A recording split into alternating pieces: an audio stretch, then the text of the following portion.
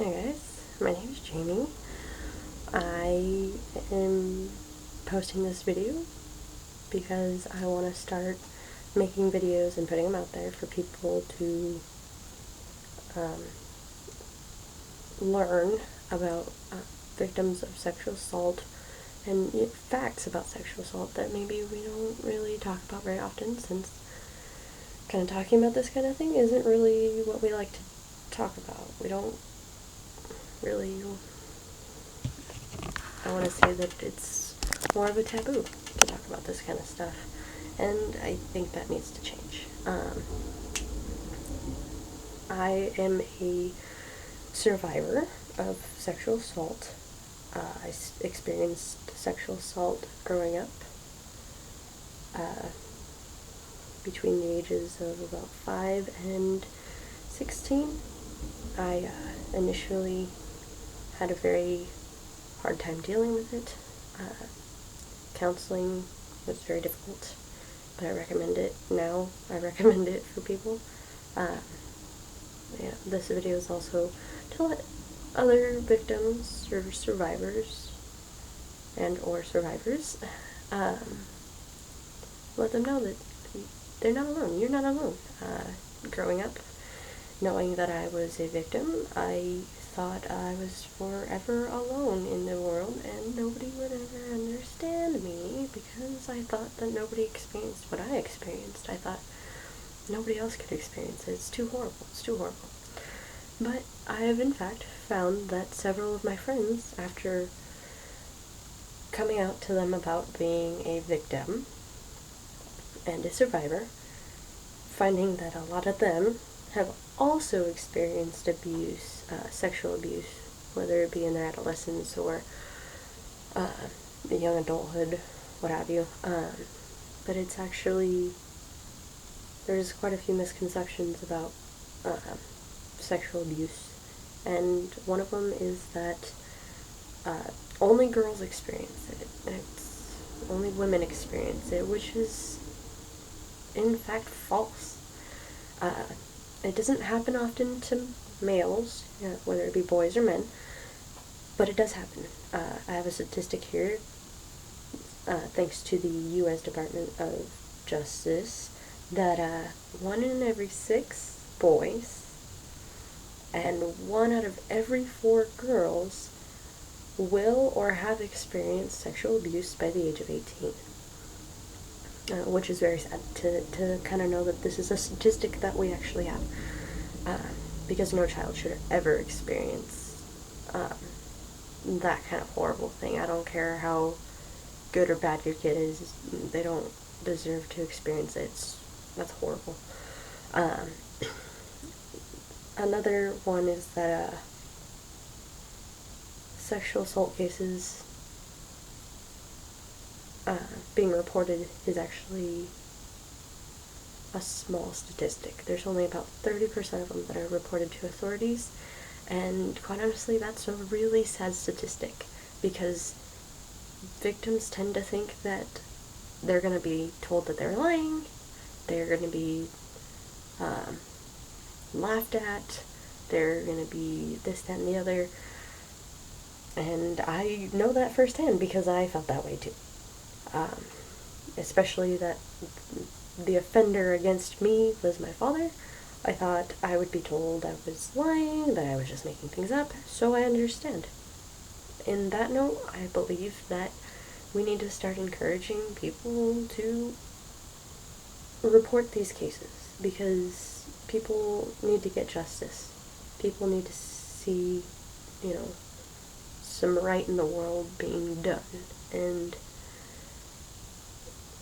sadly, a lot of these victims, that's, 70% roughly, is not getting justice. And some of them are continuously living with that abuse. And I think that needs to stop. The other 2 statistics I have here are that survivors are more likely to experience depression, PTSD, and contemplate more so, suicide. I am also a suicide survivor, so I understand the contemplating, don't do it. It's not worth it. It's not worth the feeling you get in the end if you survive. It's not worth the feeling you get, knowing that you thought that, taking your life was their best option at the time. Just don't do it, because somebody in the world cares.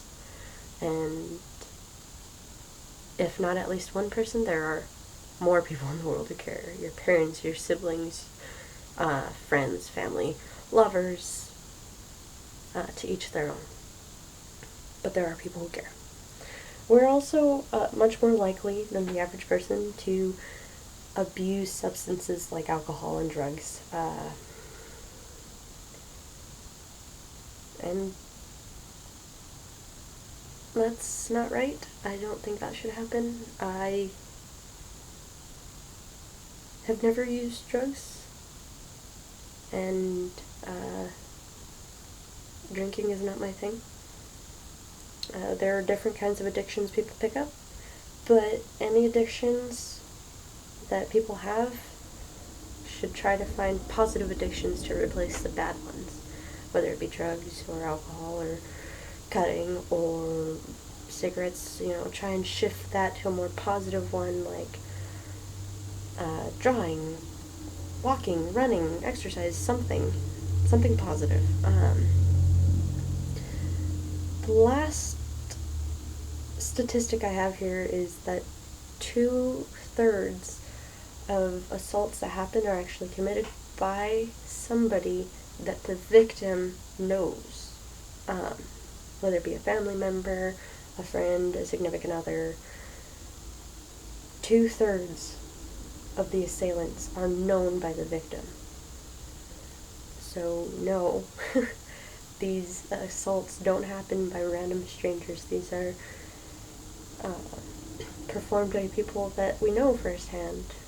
And that is a very sad thing to know, but it's very real, and it's something we need to really pay attention to, especially for children. Children are innocent. They don't deserve to experience anything bad like that. Your childhood's supposed to be, like, oh, rainbows, butterflies, I don't know, for boys, Hot Wheels, and, well, when I was growing up, it was Hot Wheels. Nowadays, it's like skateboarding or what have you. But kids need to have positive lives, and I think that we really need to be aware that this is all realistically happening, in a much higher statistic than we want to admit. And I believe that we should really admit it. And those last two statistics are actually thanks to a rape crisis center .org.